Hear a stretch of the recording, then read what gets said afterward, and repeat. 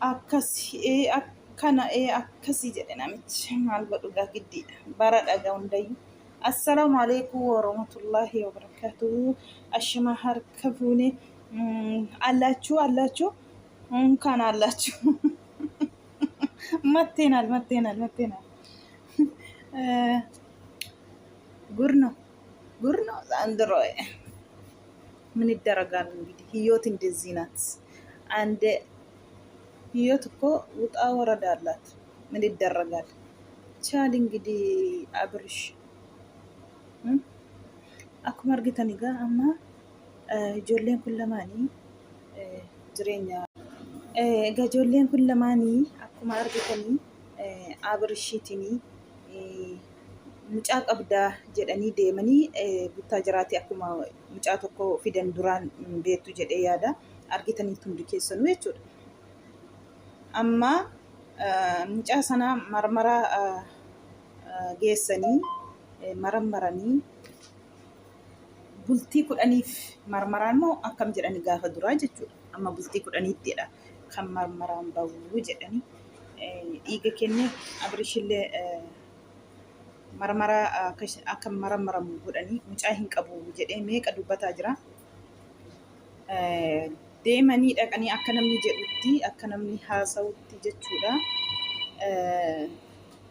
Gaafa marmara sana dhiiga sana irraa fuudhanii ijoolleen kun akka jedhanii haasaa jiranitti birrii kennanii fi akka mucaan kan keeti jedhamu godhanii jechuudha. Dhugaa rabbii dubbachuuf. Kuni maaliif barbaachise? Maaliif jireenya Ruutaa jireenya Abrishii keessa galamee maaliif waan hin taane amma kana daangaa darbame maaf kana hojjechuu dhaqame? Ijoolleen kun gana nama ola deemu gisee jireenya namaa keessa galanii jireenya namaa baxabatanii baay'ee tokko nama gaddisiisa dhugaa rabbii. Kan isaan eeggatu hin beekan kan isaanii jechuudha. Jireenya namaa keessa galanii jireenya namaa ji'a meeqa dhugaa rabbii. Amma Ruutaa walumaa galatti gara ji'a 9 ta'e jireenyi ishee akkas takka ol takka gadi akkuma baqa hin jira miti. Cicciqeera amma jireenyi ishee dhugaa rabbii sinitti ma wallaahi. Araaramtee ji'a tokko hin geenye deebitee sanuma amma gara ji'a 9ti. Dubbiin gaafa irra jalqabamtee ji'a 9 kun amma. Iddisiitii xiqqoo tokko araaraman ammallee sanuma. Ammallee araaraman ammallee sanuma.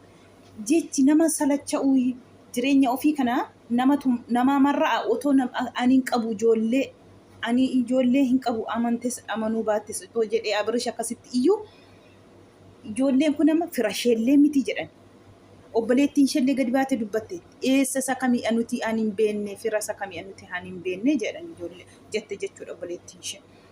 Maaliif ijoolleen kun lamaan Abrishiitiin akkasitti irratti xiyyeeffatanii waan isaan kana hojjetanii fi ani hin beeku. Otoo dhugaatti Ruutaatiin jaallatu ta'e jireenyi ishee akka baxabbatamu jireenyi ishee akka diigamu waan sobaatiin hin adeemanii jechuudha. Namni duubaan otoo isaan birrii kaffalanii qabatamaan namni argeeru jira. Mucaan kan keeti akka jettu gaafachi marmaramee bahu jechuudha.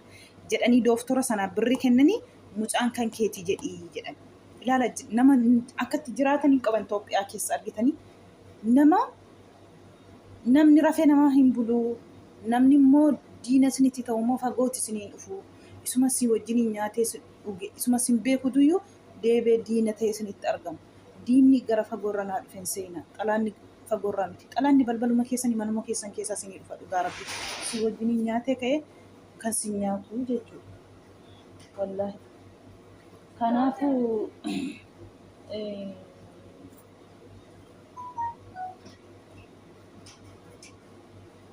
kanaafi ifatama maal jechuu barbaadeni Ruutaan ijoollee kana amante jireenya ishee akka jireenya ishee baduu gochaa jirti jechuudha dhugaa dubbachuuf. Namni wanni baay'een otoo itti himanii lakki Ruutaa lakki dhaabu mana kee jaallatta jireenya kee bultii kee barbaadda yoo ta'e ijoollee kanas miti simarra'u jireenya kee qabadhuutii deemii jecha namaa miti jecha namaatiin deemii jedhee namni baay'een otoo itti himu hin diddee ijoollee kana amantee jechuudha jireenya ishee akkasitti diigaa jirti jechuudha. Adaadaan ishee buttaa jiraatii eeggadde dhuftee walitti qabuuf dadhabdee dhiistee deebite galtee natti fakkaataa jechuudha. Maaliif takka jireenya keessan keessa namni gallaani hin ulfaata dhugaa rabbii hin ulfaata. Jireenya keessan takka qilleensi tokko jireenya keessan keessa gallaani jireenyi keessan yoo isin jireenya koo jidduu namni galuun qabu jettani malee takkaa qilleensa gashinaan kunoo akkasuma jireenyi namaa jechuudha. Amma isheen ulfa kanaan gammaddee gaaf tokko gammaddee gatteessee abbaa manaa ishee wajjiniin gammachuu tokko dabarfattee hin beektu jechuudha. Kunoo akkuma argitan garuu baay'ee tokko nama gaddisiisa. Wallaahi namoonni baay'een doraalatu kana godha. Doraala mi'eeffataniitiyyuu sobanii akkas ta'u lolan qaban kaameraa biratti jedhanii wal hungatanii maddii keessa wal biraa deemanii. Kaameraa dudduubbee kaameraa immoo wal bira jiru kan jedhanii ijoollee baay'ee taasisan namoota baay'ee taasisaa jechuudha. Isaan wanta duroo mi'eeffatanii fi akkas sobanii akkas ta'u malee lolallee hin qabanii jedhu. Otoo lola hin qabaanne isaa birrii haa ta'u iyyuu gaafuma isaaniitti birrii jedhanii haqilii dhabanii of xiqqeessoo ta'e isanuu gashuu Abirshiin akkamiin akkas bo'u hin dhagayin jedhe. Isaaniin hin dhageen ani mucaa hin qabu maasarajjaa dhugaatiin eddeetee immoo viidiyoo maaliif hin agarsiisne yoo dhugaatiin qabatama atee jedhee kaleessa akka kana himimmaasa of keessa gad darbatu asiif achisa gaffa'u jechuudha. Ijoolleen kun lamaan Abrishiitiin daddarbatu jechuudha. Argitanii wallahi giddiitiin mucaan kan koo jedhe giddiitiin mucaan kan keeti ela giddiitiin argitanii dhugaa rabbii nama gaddisa. Kun amma ijoolleen kun ola deemtuudha. Ganaa boor ganama hanishee fuuldura tan ishee eeggatuun beektu. Jireenya namaa akkasitti jireenya namaa diiddu kan ishee immoo rabbiin kana caalaatti itti agarsiisa dhugaa rabbii. Maaf gufuu ta'a namni jireenya namaatti. Waan namni tokko hin oolle maaf oolte giddiitiin buttaa jiraa dhaqanii ilmoo namaa fidanii giddiitiin kan kootii jedhii. Intala fidanii waggaa 3 eddeena dafaree jedhiin. Maal jechuudha kun? Ruutaa fi Abrish waggaa irra darban isaan owa sana maal eeddi isheen owa ilmoo irraa godhatee eddi owa Abrish intala kana wajjiniin gara Finfinnee dhufu yoo sana qabrii keessa jirti intalli kun oolmaaf hin baane baatee maaf hin dubbanne. Dhugaa rabbii wallaahi gizee tokko daangaa wanti hundinuu likkii qaba. Owa daangaa darbu nama jibbisiisa dhugaa rabbii. Namni saannuuffe amma saannuuffe dhugaa rabbii saannuuffe nama jibbisiisa.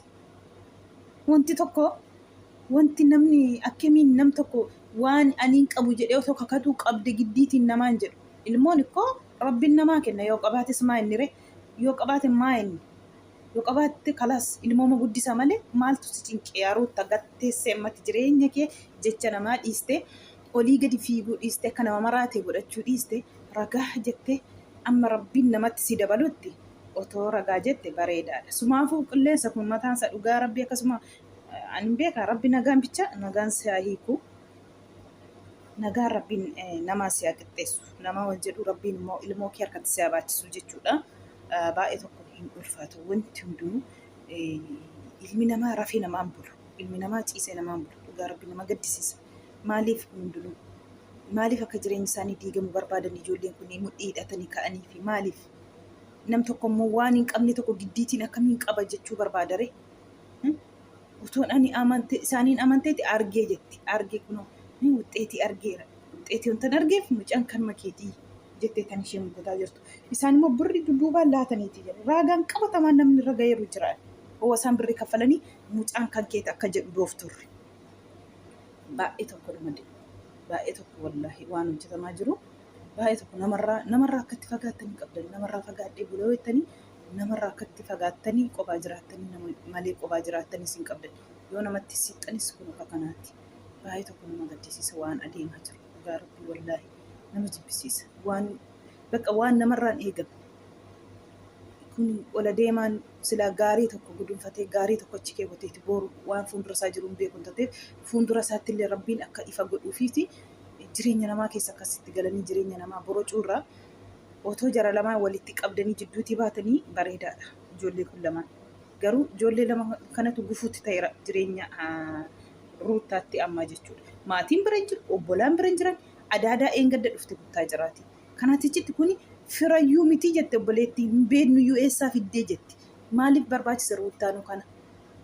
maal beeku ijoolleen kun amma walla nama jibbisiisa. Akkasumaan immoo qaxxalee itti dabalee immoo wanti yaani arabuun qalabatiitti kaa'atee jira. Yoo dhugaadhateellee baga gammaddee siin jenna wantiyaa. Wantiyaan cimtuudha. Fakkeenya namni isheerraa fudhatudha. Dhugaa rabbii akka wantiyaa kanaan argina dubartii jechuudha. Saayitii maatiin ishee gateetti saayitii eenyumaan hin qabne kanatti rabbiin ishee hin ganne jaalala namaas ishee kenne mucaa ishee akka namni isheetti hin dhaga'amneef ijoolleen Finfinnee keessa jiran akkuma argitan ijoolleen keessumaa ijoollee uraagotaa jechuudha. Akka kanatti dhugaa rabbii wallaahi akka inni das nama jedhu jaalala rabbiin siniif haa kennu jaalala nama ijoollee ishee irraa fuudhanii mucaa ishee tazanaannessaa jiru bakka ishee qilleensa gadi baasanii fudhachiisaa jiru taraatiin ijoolleen dargaggootaa jechuudha. Dubartoonnis immoo akkasuma ishee faanarra jiru nama baay'eetu ishee faanarra jira akka isheetti hin dhaga'amne seenaa ishee odeessitu duraan jechuudha. Isheen dingata kana gizee akkas taatu kana haati ishee dhukkubsattee mana kiimisaati isheen da'umsaaf galteetti haati dhukkubsatti koottaa ilmoo kee bira jennaan saaxinii qopheessinaa saaxinii sii qopheessinaa naan jedhanii jettee seenaa ishee odeessitu jechuudha. Maalumaafuu kana hundarra dabartee har'a mucaa ishee wajjiniin akkasitti fataa jettee jiraachaa jirti. Kun ijoolleen akka isheetti hin dhaga'amneef booddanyoonni ishee mucaa ishee tazanaannisa mucaa ishee illee taphaa fudhatanii olii gadi zoor bakka hundattuu jechuudha. Keessumaa ijoollee uraagee dhugaa rabbii wallaahi baay'ee rabbiin isaan haa jiraachisu umurii isaan haa dheeressu. Akka isheetti hin dhaga'amne gochaa jiru. Bakka kanaan duras Dubaay gizee dhaqxellee isaanumatu irraa fuudhee mucaa ishee itti dhiisee achi turtee Dubaay kana keessa dhuftee gara ji'aa ol teessee deebite jechuudha. Baay'ee tokko nama gammachiisa. Fakkeenyaan ishee irraa fudhatan jechuudha. Kan duubatti hin deebine akka dhiiraatti darajaa kana mucaa isheellee arreeddee guddattee fi amma bakka barbaadde fiiddee geessee fi jirti. Baay'ee tokko nama gammachiisa. Kanammoo arabuun immoo nama antini jechuuf ta'e dhugaaf ta'e hin beeku garuu inni musliima isheen amantii gara biraati. Akka kanaan immoo qalabatii itti kaa'ee jira. Bakka inni itti qalabatii itti kaa'e kun immoo namoonni baay'inaan jira.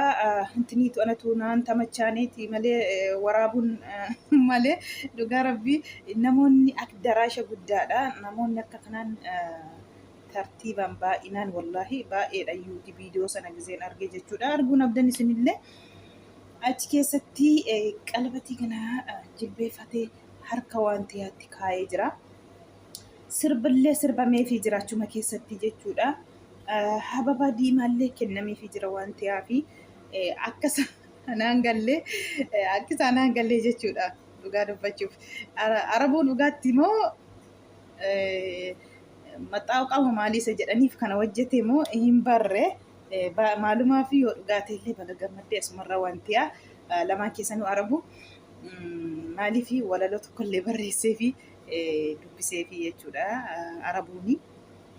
Wantiyaan egaa walaloo sana keessa kan jiru baga ati dubartii cimtuudha dubartii fakkeenya namaa taatuudha kan inni jedhee jechuudha. Kanaafuu wantiyaa baga gammaddee yoo dhugaadhate yoo maxxaaqates bakka tazanaannotanii yeroo keetii qabadhu dhugaa rabbii alabbaa isheetti boorgana man deemanidha.